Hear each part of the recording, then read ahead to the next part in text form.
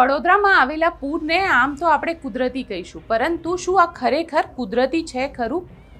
ના, આ ભારતીય જનતા પાર્ટીનું એ પાપ છે જે હવે ફૂટ્યું છે.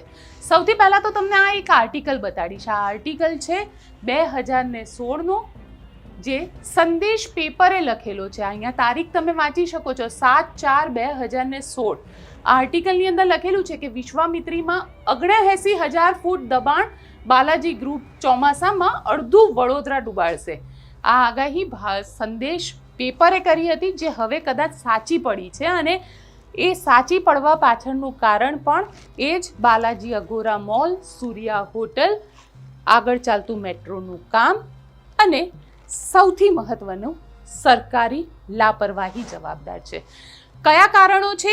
કેમ આ વડોદરાની અંદર પૂરની સ્થિતિ આ વખતે ઉદ્ભવી? અને સૌથી મહત્વનું, આ સરકારી નઘોળ તંત્ર કેમ એના માટે જવાબદાર છે, તેની વાત આ વિડીયોમાં કરીશું. નમસ્કાર, હું છું ગોપી ગાંગર અને આપ જોઈ રહ્યા છો નિર્ભય ન્યૂઝ. આમ તો સંદેશના આર્ટિકલની અંદર લખેલું છે કે સયાજીગંજ, ફતેહગંજ, સમા, કારેલીબાગ પૂરના પાણીમાં સૌથી વધુ પ્રભાવિત થશે. પરંતુ આ વખતે માંડવી ગેટ અને ઘણો બધો રાવપુરાનો વિસ્તાર પણ એવો હતો જે સૌથી વધારે પાણીમાં પ્રભાવિત થયો અને પૂરના પાણી ત્યાં ઘૂસી ગયા. પહેલીવાર વડોદરાના ઇતિહાસમાં શાયદ આ પહેલી વાર થયું હશે કે વિશ્વામિત્રીનું પાણી જે છે તે માંડવી ગેટ સુધી પહોંચી ગયું. ત્યાં પણ લગભગ 3-3, 4-4 ફૂટ પાણી ભરાઈ ગયા હતા. તેની પાછળનું કારણ પણ આ જ તંત્રને માનવામાં આવી રહ્યું છે અને લોકોનો ગુસ્સો પણ વ્યાજબી છે. કારણ કે જે રીતે આ નેતાઓએ ભ્રષ્ટાચાર કર્યા અને આ ભ્રષ્ટાચાર કરીને જે રીતે આડેધડ કન્સ્ટ્રક્શન કરી દીધું છે, તેની પણ વાત આપણે કરીએ. કારણ કે 5 એવા કારણ હું આજે તમને આપીશ કે જેના કારણે વિશ્વામિત્રી જે છે તેમાં ફ્લડ આવ્યું અને એ પૂરની જે સ્થિતિ છે તેના કારણે વડોદરા જે છે એ હજી પણ લગભગ 72 કલાક થયા પાણી ઉતરે પણ હજી હેરાન થઈ રહ્યું છે. ક્યાંક દુર્ગંધ આવી રહી છે, ક્યાંક લોકો મદદ માટે ગુહાર લગાવી રહ્યા છે કે આ ગંદકીમાંથી અમને બહાર કાઢો. અને તંત્ર ભ્રષ્ટાચારની દરેક હદ વટાવી ચૂક્યું છે અને ભારતીય જનતા પાર્ટીના નેતાઓ તો બેશરમ બની ગયા છે. આ જ્યારે પૂરના પાણીમાં લોકો હેરાન થઈ રહ્યા હતા ત્યારે એ જ ભારતીય જનતા પાર્ટીના મહિલા નેતા પોતે પાણીની અંદર છપાછપ કરી રહ્યા હતા. પહેલા એ વિડીયો જોઈ લઈએ.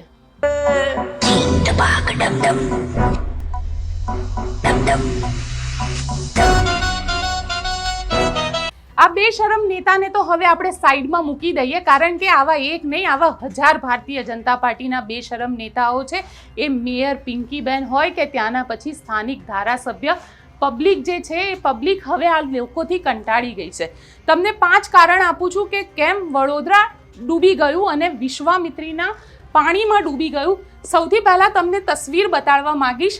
આ તસવીર વિશ્વામિત્રી નદીની તસવીર છે, સેટેલાઇટ ઇમેજીસ છે જે અમે લીધી છે. તમને તેની સાથે આ વિશ્વામિત્રી નદી છે જે આપ અહીંયા આગળ જોઈ રહ્યા છો. સૌથી મહત્વનું કારણ જે માનવામાં આવી રહ્યું છે કે વિશ્વામિત્રી નદી જે જગ્યાએથી પસાર થઈ રહી છે તે વિશ્વામિત્રી નદી શહેરની અંદર તમે આમ જોવા જાઓ સેટેલાઇટ ઇમેજમાં, તમે જ્યારે વડોદરાની તસવીર જોશો ત્યારે વિશ્વામિત્રી નદી તમને આમ સાપ આકારથી દેખાશે આખા વડોદરા શહેરની અંદર. વડોદરા શહેરમાં જ્યારે વિશ્વામિત્રી નદી પસાર થઈ રહી છે તેવામાં અહીંયા આગળ જે કન્સ્ટ્રક્શન કરવામાં આવી રહ્યું છે, મેટ્રો બ્રિજનું કન્સ્ટ્રક્શન કરવામાં આવી રહ્યું છે. આ મેટ્રો બ્રિજનું જે કન્સ્ટ્રક્શન કરવામાં આવી રહ્યું છે તેના કારણે આ નદીને બ્લોક કરી અને બ્રિજ બનાવવામાં આવ્યો છે. આ બ્રિજ એ એક નાળું જેવું થઈ ગયું છે જેના કારણે પાણી આગળ ન નીકળી શક્યું અને પાણી આગળ ન જવાના કારણે એ પાણી જે છે વિશ્વામિત્રીનું પાણી જે છે એ આખી શહેરમાં ફરી વળ્યું. સાથે સાથે વિશ્વામિત્રી નદીમાં જે સૌથી એક બીજી પણ મહત્વની વસ્તુ છે જે તસવીરથી તમને બતાડીશ, આની પણ આપણે ચર્ચા કરીશું. એક વિડીયો તમને બતાડીશ કે વિડીયો જે છે એ વિડીયોમાં તમને દેખાશે કે જેના માટે સૌથી મહત્વનું રીઝન એક માનવામાં આવે છે કે વિશ્વામિત્રીમાં પૂર આવ્યું. આ છે નર્મદા કેનાલ. વિશ્વામિત્રીમાં જ્યારે આપણે વડોદરામાં જ્યારે આપણે એન્ટર થતા હોઈએ છીએ ત્યારે આ કેનાલ આવે છે અને આજવાનું પાણી જે છે એ આ કેનાલમાં છોડી શકાય છે. અને અહીંયા તમે જોઈ શકો છો આ કેનાલ સંપૂર્ણ રીતે ખાલી હતી, પાણીને ડાયવર્ટ સુદ્ધા કરવામાં નથી આવ્યું. જો પાણીને ડાયવર્ટ કરી દેવામાં આવ્યું હોત તો કેનાલમાં પાણી આવ્યું હોત, લોકોના ઘરો સુધી, લોકોના ઘરોની અંદર સુધી આ પાણી ન પહોંચી શક્યું હોત.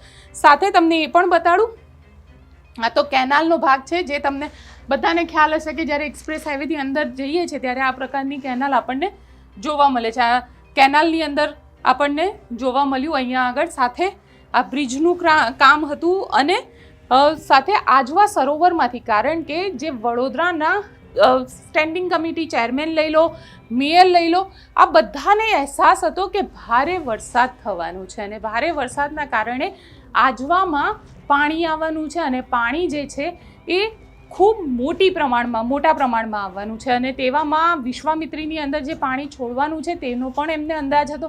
પરંતુ લગભગ 1 મહિના પહેલાં જ વડોદરામાં આ પહેલાં પણ પૂર આવ્યું હતું. આ સિઝનનું બીજું પૂર હતું અને તે વખતે વિશ્વામિત્રીનું લેવલ જે છે એ 30 ફૂટે પહોંચ્યું હતું. આમ તો 26 ફૂટે પહોંચે એટલે વડોદરા જે વિશ્વામિત્રી નદી છે એ ડેન્જર માર્ક ઉપર આવે અને 28 ફૂટે પહોંચે ત્યારે જે લો લાઇન એરિયા છે જેમાં પરશુરામ ભઠ્ઠા ને એ બધો એરિયા આવે છે તે એરિયામાં પાણી આવી જાય.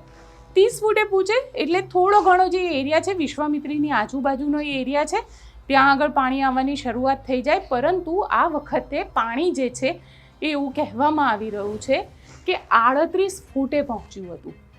35 ફૂટથી ઉપર વડોદરા મ્યુનિસિપલ કોર્પોરેશન પાસે કોઈ કાઉન્ટિંગની વ્યવસ્થા જ નથી. કરોડો રૂપિયાનું બજેટ, 5000 કરોડથી વધારેનું વડોદરા મ્યુનિસિપલ કોર્પોરેશનનું બજેટ, છતાં વિશ્વામિત્રીનું લેવલ 35 ફૂટથી ઉપર જાય તો વડોદરા મ્યુનિસિપલ કોર્પોરેશન પાસે કોઈ ગણતરીની સંખ્યા જ નથી અને એ કાઉન્ટિંગ પણ નથી થઈ શકતું કે વિશ્વામિત્રીમાં કેટલું પાણી આવ્યું હતું. હવે સરકાર વાહવાઈ લૂંટી રહી છે એ કહીને કે અમે 1200 કરોડ રૂપિયા આપી રહ્યા છે વિશ્વામિત્રી ડેવલપમેન્ટ પ્રોજેક્ટના નામ ઉપર. તો અહીંયા તમને એ પ્રોજેક્ટની પણ પોલ ખોલી દઈએ, કારણ કે 2009 વિશ્વામિત્રી ડેવલપમેન્ટ પ્રોજેક્ટ અને રિવરફ્રન્ટના નામે 509 કરોડ રૂપિયા વડોદરા મ્યુનિસિપલ કોર્પોરેશનને આપવામાં આવ્યા હતા. આ જ વિશ્વામિત્રીને ડેવલપ કરવા માટે થઈ અને BMCએ એ વખતે એક એજન્સી હાયર કરી હતી અને નેશનલ ગ્રીન ટ્રિબ્યુનલ આ લોકોએ પણ એક આખો સર્વે કર્યો હતો અને એ સર્વેની અંદર એવું કહેવામાં આવ્યું હતું, જેનો એક લેખિત રિપોર્ટ પણ સબમિટ થયો છે BMCને, પણ અહીંયા ભ્રષ્ટાચાર આવી ગયો. એ BMCને રિપોર્ટ સબમિટ કરવામાં આવ્યો છે કે વિશ્વામિત્રી નદીને જો પહોળી કરવી હોય તો શું કરવું પડે. તો એક તો ત્યાં આગળ એમના દ્વારા કહેવામાં આવ્યું હતું જે બાલાજી અઘોરા મોલ છે એ અઘોરા મોલને ત્યાંથી હટાવવો પડે. સાથે સાથે સયાજી જેવી જે હોટલ છે જે નદીના એન્ક્રોચમેન્ટની અંદર છે તેને પણ હટાવવી પડે. હવે આ તો ભારતીય જનતા પાર્ટીના નેતાઓના આશીર્વાદથી જ બનેલી છે અને ભારતીય જનતા પાર્ટીના નેતાઓ એમાં ક્યાંક માલિક પણ હશે એટલે એ તો હટવાની શક્યતા છે જ નહીં. તેવામાં આખો પ્રોજેક્ટ જે 509 કરોડ રૂપિયાનો રિવર ડેવલપમેન્ટનો પ્રોજેક્ટ આપવામાં આવ્યો હતો તેમાંથી વિશ્વામિત્રી નદીના અમુક વિસ્તારની અંદર ફેન્સિંગ કરવામાં આવ્યું. આ ફેન્સિંગના 509 કરોડ રૂપિયા એ પૈસા ક્યાં ગયા જેનો આજ દિવસ સુધી VMC વડોદરા મ્યુનિસિપલ કોર્પોરેશને કોઈ જ હિસાબ નથી આપ્યો. સાથે સાથે તમને એ પણ જણાવી દો 1200 કરોડ રૂપિયા આ વખતે સરકારે આપ્યા છે કે વિશ્વામિત્રી ડેવલપમેન્ટ પ્રોજેક્ટ. પણ આ વિશ્વામિત્રી ડેવલપમેન્ટ પ્રોજેક્ટ ત્યારે જ થઈ શકશે જ્યારે આ પ્રકારના જે એન્ક્રોચમેન્ટ છે જે નદીની આજુબાજુ થયેલા છે અને તે એન્ક્રોચમેન્ટ હટશે નહીં ત્યાં સુધી આ ડેવલપમેન્ટ પ્રોજેક્ટ નહીં થઈ શકે. અને એની અંદર ક્યાંક ને ક્યાંક ભારતીય જનતા પાર્ટીના એવા માથા ઇન્વોલ્વ છે જે આ પ્રોજેક્ટને ક્યારેય થવા નહીં દે. એટલે ફરી ભોગવવાનું કોને આવશે? જનતાને. વડોદરા મ્યુનિસિપલ કોર્પોરેશન પાસે બોટ હતી, બધું જ હતું, પણ એક પણ વપરાય એવી પરિસ્થિતિમાં ન હતું. કેમ ન હતું? કેમ કે ક્યારે કોઈએ પરવા જ નથી કરી કે વડોદરાની અંદર પૂર આવી શકે. અને આ જ ઓવર કોન્ફિડન્સ એ વડોદરાના મેયર અને સ્ટેન્ડિંગ કમિટીના ચેરમેનને પણ હતો. પણ કુદરત સામે આ બધાનો ઓવર કોન્ફિડન્સ એ પાણીમાં જતો રહ્યો અને પરિસ્થિતિ એ થઈ કે વડોદરા આખું 24 કલાકથી વધારે સમય પાણીની અંદર ડૂબેલું રહ્યું. કમસે કમ જો વાત કરું પાણી ઉતર્યા પછીનું તો 70 મગરને પકડવામાં આવ્યા છે. સોશિયલ મીડિયા ઉપર વડોદરાના લોકો મજાક ઉડાવે છે, મગર સાથેના મજાક ઉડાવવામાં આવી રહ્યો છે. અને ખરેખર જોવા જઈએ તો આ તંત્રનું પાપ છે જેણે વડોદરાના લોકોનો મજાક ઉડાવ્યો છે. આ એ કારણો છે. ક્યાંક વચ્ચે મેટ્રો બ્રિજના જે રોડ બ્લોક કરવામાં આવ્યા હતા, રિવર નાની કરી દેવામાં આવી, ગરનાળું કરી દેવામાં આવ્યું જેના લીધે પાણી ન જઈ શક્યું. તો ક્યાંક વિશ્વામિત્રી જે નદી છે તે નદીમાં એન્ક્રોચમેન્ટ કરવામાં આવ્યા છે. સાથે સાથે રિવરફ્રન્ટના નામે પૈસા સરકારી ભ્રષ્ટાચાર કરવામાં આવી રહ્યો છે. અને સૌથી મહત્ત્વનું વસ્તુ કે અહીંયા જે આજવા ડેમ છે, આજવા ડેમમાંથી પાણી છોડવામાં આવે છે, એ બધાને ખબર હતી કે આજવા ડેમમાંથી પાણી છોડવામાં આવશે. ને એ જ દિવસે જન્માષ્ટમીનો એ દિવસ જ્યારે વડોદરા શહેરની અંદર 14 ઇંચ વરસાદ વરસી ગયો. પાણી જાય તો ક્યાં જાય, પાણી પોતાનો રસ્તો કરી જ લે છે. કદાચ આ એ મૂર્ખ જે ભાજપના નેતાઓ છે તેમને ખ્યાલ નહીં હોય કે પાણી પોતાનો રસ્તો કરી લે છે ને પાણીએ રસ્તો કરી લીધો, પાણી લોકોના ઘરોમાં ઘૂસી ગયું, લોકોને કરોડો રૂપિયાનું નુકસાન પહોંચાડી ગયું. પણ એ ભાજપના નેતાઓના પેટનું પાણી પણ ન હલ્યું, કારણ કે એ ભ્રષ્ટાચારના રૂપિયા ખાઈને ડકાર લઈને બેસી ગયા છે અને એમનું પાણી ક્યારેય નહીં હલે પેટનું. આપ શું વિચારો છો મને કોમેન્ટ બોક્સમાં ચોક્કસથી લખીને જણાવજો અને અમારી ચેનલ નિર્ભય ન્યૂઝને લાઇક, શેર અને સબસ્ક્રાઈબ કરવાનું ભૂલશો નહીં.